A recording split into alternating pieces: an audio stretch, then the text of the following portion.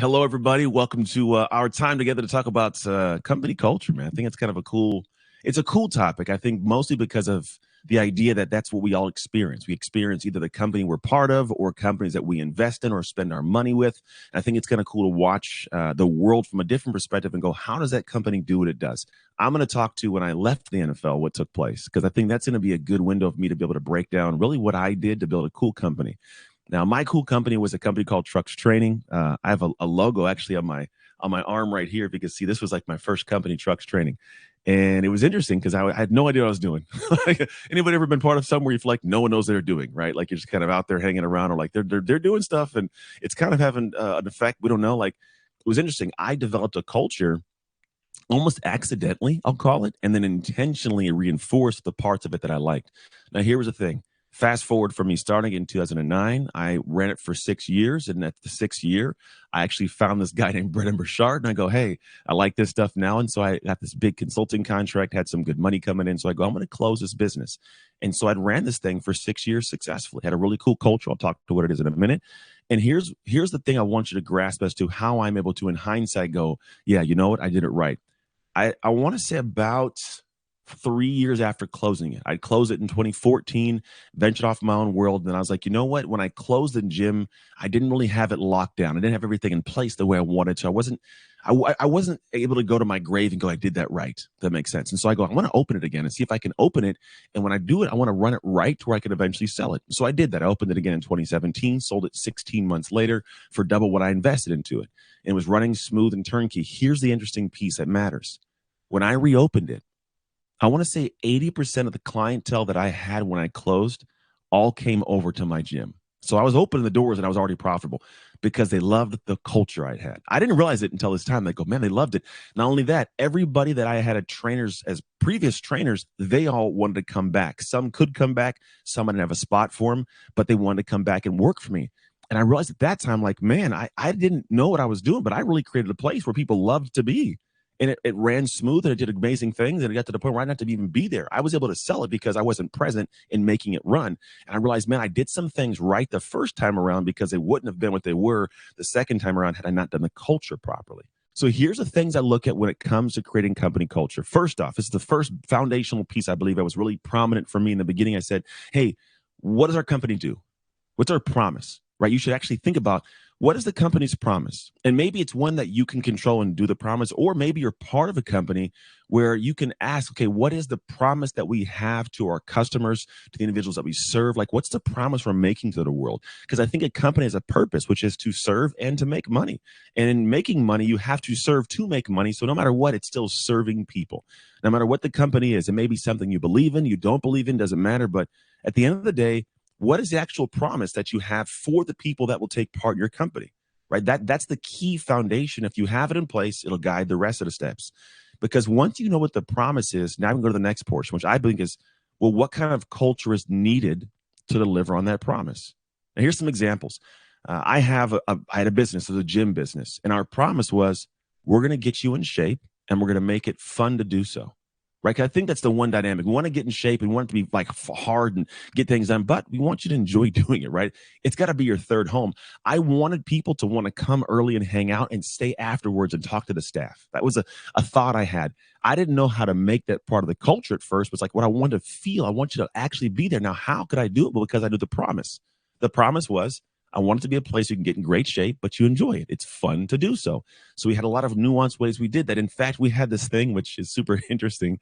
We had a puke locker. You're probably going, Anthony, what? Say that again. A puke locker.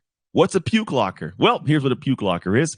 We had these set of lockers that when you come into the gym, you would actually go and put your stuff in. We found actual school lockers. We painted them blue, our company colors, and put them on the wall. And then here's what took place. Whenever somebody pushed themselves to a level that was beyond logic for their body, and they go, and it's too much, and they threw up. What I find is that little window is you can get to that level when your body goes, hey, stop, it's too much. Most people go, you're right, I'm going to stop, and they sit there.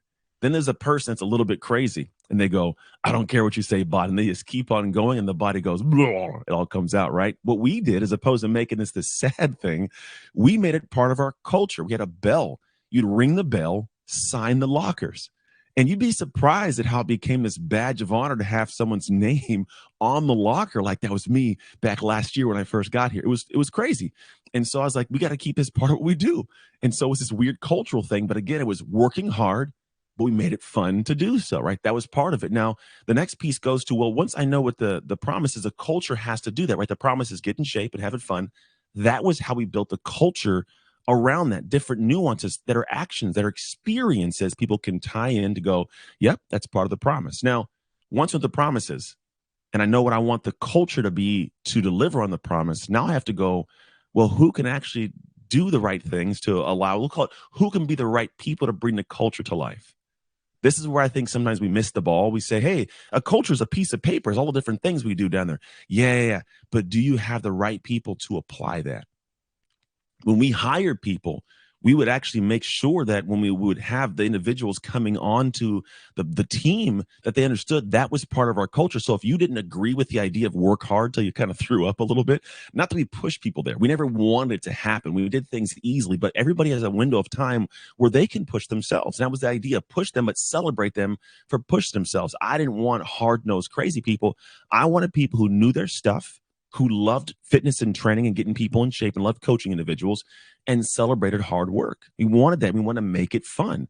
And so what I did is I realized, okay, if here's the promise that we have in place, which is I want you to work out and I want you to have fun doing it. And we have different parts of our company that are built around that. We would do celebrations and games. We had a whole bunch. We had dodgeball tournaments. We had Call of Duty tournaments.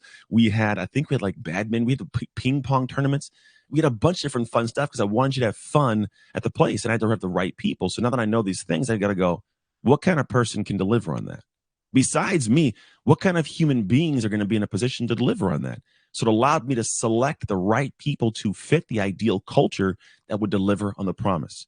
Now, this is one where it's levels to doing it. We're going to talk more about how to build that culture, but I think this foundation is one that most people aren't paying attention to when it comes to company culture.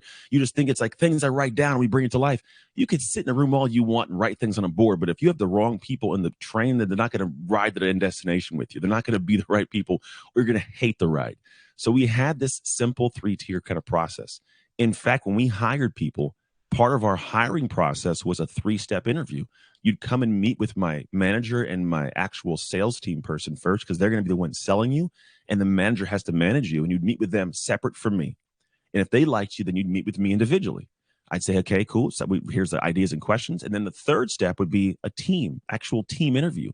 So we'd have people come in, and at the entire team at our Wednesday meetings, this new person would come to the meeting, introduce themselves, and the team could ask questions. So they went through 3 tiers. So what would happen is afterwards, it would be somewhere, if I brought them on, they already have people they've kind of interact with, so they know who the person is. They have buy-in from the team, from the owner, and from the manager and the sales team. So everybody kind of knew who they were. And so the culture was one that was built around when you came on, you were part of that process. And I don't know if you guys know this, so I'm going to repeat this in a little bit, but what you create, people protect what they create. It's language. What you create, you protect. To an extent, right? So that's why people always say, people protect what they create. They protect what they create. If you're part of the process, you'll protect it. So if I have this meeting as a whole team and the culture is built around us choosing somebody as a team, when that team member comes on, we help them win. This can be your day for personal growth. This can be that day you committed to and you remember and you go, that was the day I got myself a community. I got better coaches. I committed to making my life the absolute best that I could.